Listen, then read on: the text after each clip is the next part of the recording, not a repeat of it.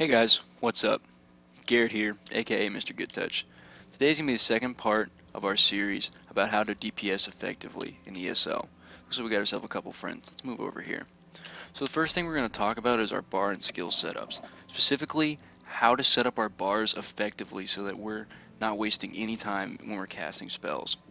So the first thing I like to look at when I'm setting up my front bar, or your first bar, this is gonna be your main bar you're going to be on most of the time. I like to look at the importance of the ability and its duration. So first off, for a magic DK, let's look at our spam ability. This is going to be Molten Whip for a magic DK. For other builds, something like Stam Nightblade, this will be Surprise Attack.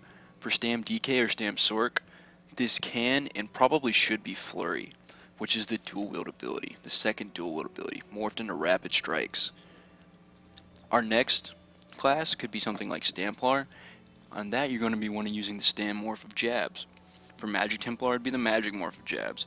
For Magic Sorcerers and Magic Nightblades, this will be either Force Pulse or Crushing. And also for a Magic Nightblade, this could also be Funnel Health, which I really do suggest. It's very good. But specifically for the Magic DK, this will be our spam. So this is going to be our example for today. The Molten Whip is going to be, this is your spam is your main DPS accountability. This is going to give you your most DPS overall. Now, this ability is very important. It's important to get as many as you can between casting your buffs. So really taking advantage of your time when you're on this bar is super effective. Now to go through the skills on a Magic DK specifically, this is Engulfing Flames. Now you can see that along with Engulfing Flames I have Burning Embers and Elemental Blockade. If you didn't watch the first video, it'd be good to go back and look, and that'll explain why I have Inner Light on both my bars.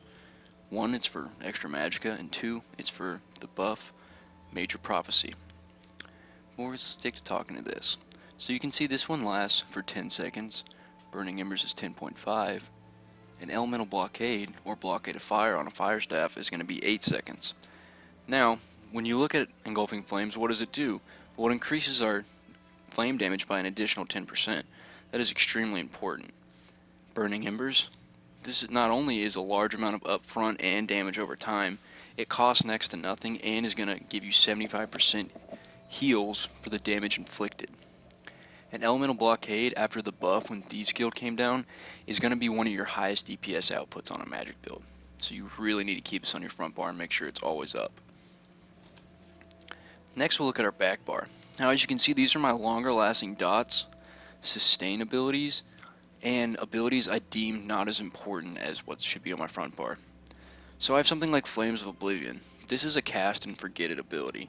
You cast it lasts 15 seconds, so every 5 seconds it's going to deal damage. That's free damage basically, every 5 seconds. And this can crit very high. I've seen it crit for up to almost 20k.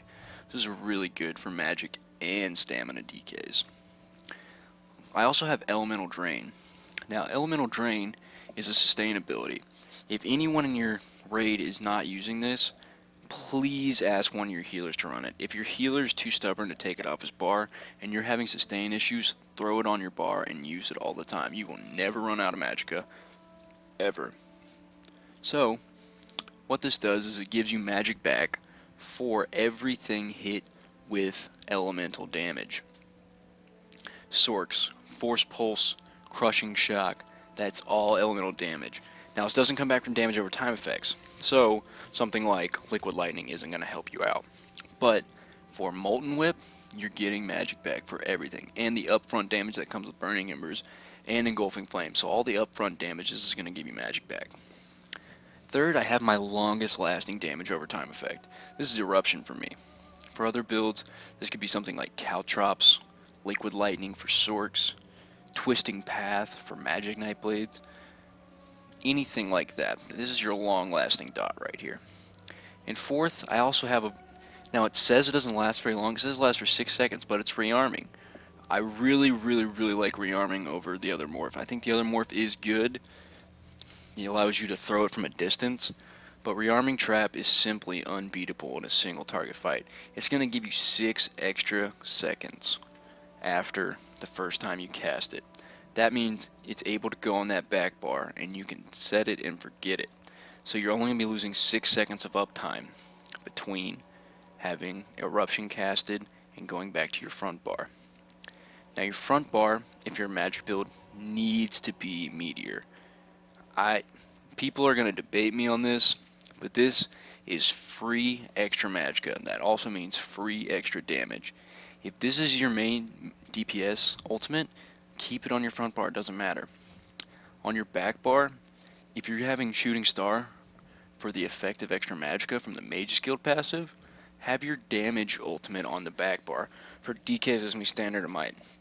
If you're a DK and you use any other ultimate besides standard ever, unless you need resources, please don't, because standard is the best ultimate in the game.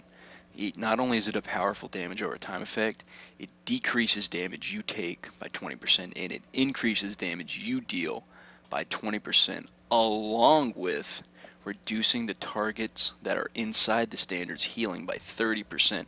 That Major Defile is very, very good in a lot of trial fights and a lot of dungeons. So this is just unbeatable. So, like I said, Shooting Star on front for magic builds, damage on back bar. If you're a Magic Nightblade and you like using Meteor, keep it on your front bar. You can keep Soul Harvest on your back bar, or if you need something like a Veil or Templars, if you need that Nova, put it on the back bar. For stamina builds, I really like Flawless Dawnbreaker for most builds on stamina. It just gives you extra weapon damage. It passively is going to give you a bunch of extra weapon damage. For Stam Nightblade specifically, I like Flawless Dawnbreaker in AoE situations, but in single target, keep Soul Harvest on your front bar and start a fight with an ultimate, that Shooting Star. For PvE, Shooting Star is best just because it's going to give you so much extra ult. So you're going to get that Shooting Star out in the very beginning of the fight, then you keep Soul Harvest up 100% of the time because it only costs 50 ult, and you have 20% increased damage at all times. That's an unbeatable ult for a stamina build. Every other stamina build would run that if they had it, believe me, except for maybe DKs because standard is broken. Alright, that's how we set up our bars, so we're going to show you how this looks real quick right here. So, you can see that I showed you all my skills in my back bar. So you want to cast the longest dot first. Always open up every fight fully charged heavy. Okay? Negate that second one that came out on accident. Fully charged heavy. Why does that keep happening? Fully charged heavy.